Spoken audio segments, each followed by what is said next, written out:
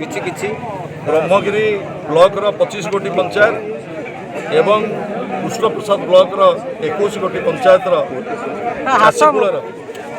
अद्भुतपूर्व क्षति होती संपूर्ण भाव में फसल क्षतिग्रस्त होती एवं रबी फसल संपूर्ण भाव में उजुड़ी जाइए। आमर ब्रह्मगिरी जो पनीपरिया कृष्णप्रसाद ब्लॉक चिनाबादाम चाष संपूर्ण भाव में उजुड़ी जाइए एवं जो विपर्यय तालिका घोषणा करागला राज्य सरकार तरफ से ब्रह्मगिरी ब्लॉक को बाद दि जाइए और कृष्णप्रसाद ब्लॉक को खरीफ धान फसल कौन क्षयक्षति है बोली दाबी कर दिया दाबी आज ब्लॉक प्रशासन एवं तहसीलदार को दाबीपत्र दौचु माननीय मुख्यमंत्री उद्देश्य तुरंत ब्रह्मगिरी एवं कृष्णप्रसाद ब्लॉक चाषीकूलर जो रिपोर्ट जाइए किसी क्षति है नहीं अदिनिया लगना वर्षा फल खरीफ धानर से रिपोर्ट तुरंत आउ थे दि जाऊ एवं ब्रह्मगिरी चाषीकूल तांकर न्याय पातु एवं जदि ये संपर्क में ठीक रिपोर्ट जदि तलू न जाए एवं ब्रह्मगिरी चाषीकूल जदि ए बाद पड़ती से प्रशासन को उत्तरदायित्व देवाक पड़ो एवं मोर दाबी रही निर्वाचित प्रतिनिधि माने तुरंत माननीय मुख्यमंत्री के संपर्क में अवगत करूँ कि भाव में ब्रह्मगिरी चाषीकूल एवं कृष्णप्रसाद चाषीकूल से न्याय पाइबे। वर्तमान सरकार से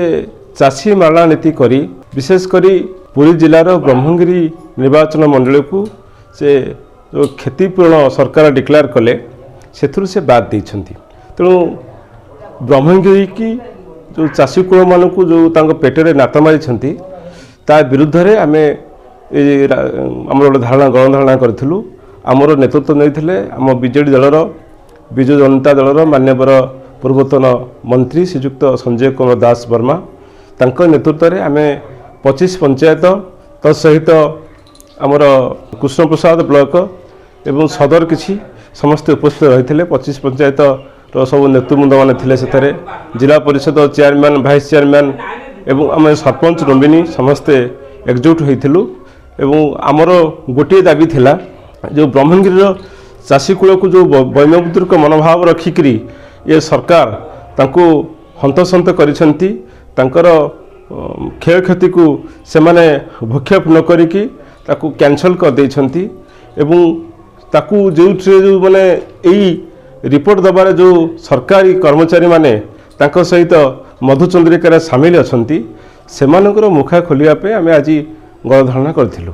एवं आमे गोटे विराट समावेश होइथिला पटुआर होइथिला एवं जो माने आमर विजु जनता दलर नेतृवृंद से सब सरकार अपरागत विषय से माने जनसाधारण को अवगत कराइथिले एवं तत्सहित आमे मान्यवर पूर्वतन मंत्री योजना बोर्डर उपाध्यक्ष श्रीजुक्त संजय कुमार दास वर्मा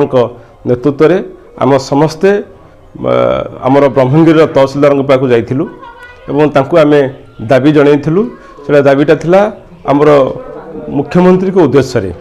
मोहन भाजी उद्देश्य दाबीपत्र तहसीलदार माध्यम दिगला आमर दाबी थिला जे आमर चाषी भाई मानक ऋण छाड़ करा जाऊ एवं मागणा विहन सार जोगे दि जाऊ तत्सहित ये जो क्षयक्षति होती गजामरुड़ी अदुनिया वर्षा जो गजामरुड़ी क्षयक्षति होती से लिस्ट रे क्षयक्षति लिस्ट रे जो ब्रह्मगिरी को बाद दि जाइए ताकू पुनर्बार विचार को नहीं ताकू पुणी आमर लिस्ट रे सामिल करा जाऊ एवं चाषीकूल को सुरक्षा दि जाऊ चाषीकूलर जो क्षयक्षति होती से क्षतिपूरण करा जाऊ यही दाबी आमर थिला। जदि सरकार ये दाबी को 7 दिन भितर मानि नेबे ताहले आमे सरकार उपरे संतुष्ट रहबू। जदि सरकार आपको भूक्षेप करेंगे ना आपको अणदेखा करेंगे ताहले परवर्ती पर्यायर निश्चिंत ये प्रति पंचायत ठू आरंभ करी पुणी जिला प्रशासन पर्यंत बा कलेक्टर ऑफिस घर पर्यंत आम प्रस्तुत अच्छु राजरास्ता लड़ाई हम एवं चाषीकूलर हित चाषी भाई मानकर सुविधा ये विजु जनता दल सब चेष्टा कर 25 वर्ष नवीन पट्टनायक नेतृत्व में आज से पुणी तार जो विरोधी दल गुरुत्वपूर्ण विरोधी दल हिसाब से पुणी तार भूमिका से जारी रखिबो।